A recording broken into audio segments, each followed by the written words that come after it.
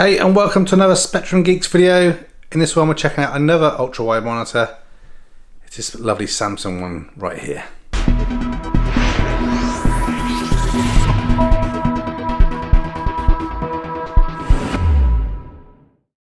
Okay, so please excuse some of the mess on the desk, just trying out different monitors.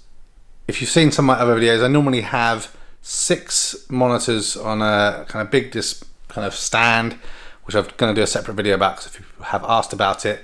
But I'm looking to move to a more minimalist solution, so I've been looking at various ultra-wide monitors and with some specific requirements. I want it to obviously be ultra-wide, not too big, but big enough that it's going to work and support picture by picture. Also that it doesn't use a load of energy. And yeah, that's really my main requirements. Face amount would be handy as well. So I'm just going to talk to you about this one, give you a little bit of overview as I talk about it, and then let you know my thoughts and wrap it up. So probably won't be too long, but I always say that in my videos. So this one kind of just rolls off the tongue. It's the Samsung L34J550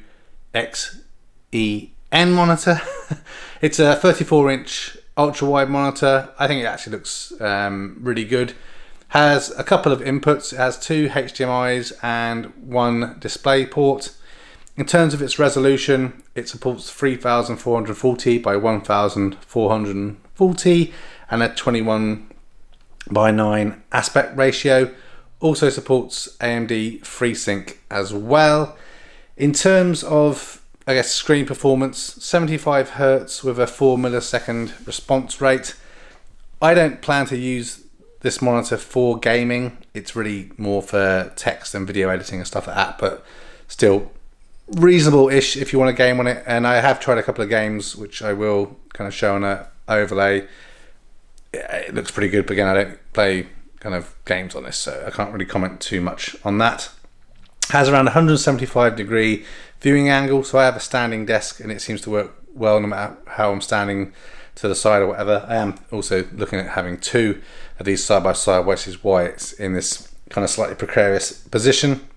In terms of power consumption, it's generally running at around 35 watts, may go up or down a little bit up to a maximum of 59 watts, and it's less than 0.5 watts when it's in standby, so that's, you know, pretty good.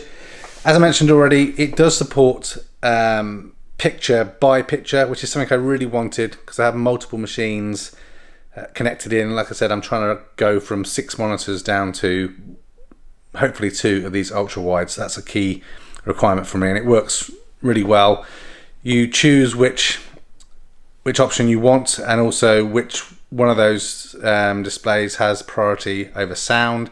There are no speakers built into this monitor. It does have a headphone jack at the back, so you can plug in some headphones or some speakers into the back of it and route the sound out through that comes in via the HDMI or the display port. Of course, it is a VA panel, so not IPS or other types that some people may prefer, but I think the colors are actually really good. It's difficult to show you on a video like this, but the colors and the clarity is really good. Now, again, try and do some overlays so you can see what things look like. It does generally seem to have low input lag from what I can tell, and like I said, it is pretty energy efficient. In terms of size wise, not including the stand, it's 828.1 millimeters in terms of its width, 369.4 millimeters high, and the depth, it has got a bit that sticks out on the back, is 105.7 millimeters. So a pretty decent size, and I actually don't think it takes up too much desk space. So that's another kind of good consideration from my perspective. So in terms of actually using the thing, that's the only thing that's a little bit, for me, I guess, suboptimal. The power and kind of menu switch is kind of tucked up at the back of the monitor, which isn't really ideal, but it's basically a single button with kind of up down kind of joystick type function, and it's from here that you can obviously adjust the energy saver functions, brightness, contrast, how picture by picture or picture in picture is working, depending on what you want to be doing. And again, it's not the end of the world, just a little bit finicky, but the menus are pretty straightforward. Again, there's not loads of functions and features to this monitor. It's pretty straightforward, does basically I think what you want for this kind of monitor. Also, at the time of doing it, I got this in the pre Black Friday sale, so there's an Amazon link in the description. I only paid £259 for this monitor, which again I think is pretty good money for a monitor of this size. Again, with the picture by picture, it does seem to work pretty well. I've got two MacBook Pros that I've got connected up into this one. I haven't fully calibrated the colors, which is why you can see a little bit of difference on the screens, but it seems to work really well. No software or hardware KVM features in this, so you either need to do that separately or just get used to, like I've always had multiple keyboards and mice all on my desk and moving them around, which I may or may not look at doing something different now that I'm trying to go for this more minimalistic look. In terms of aesthetics, the little blue power LED light, you can have that to signal that it's on or it's off. You can configure that in the customization screen. It's not super bright, so it's not going to keep you awake or anything if you're using this monitor in a bedroom or what have you. In general, the bezel is pretty thin. It's a black color with a silver bottom to the bezel, which is slightly thicker. And the stand I think actually looks pretty good as well. Goes together in kind of two pieces, just screws together, then clips into the back. And like I said before, has Bezel support if you want to do that. But I actually think the stand isn't that bad and doesn't take up too much room. So I think this is a really good monitor. If you're looking for an ultra-wide, but you don't want to break the bank, then I think this is really good, really versatile.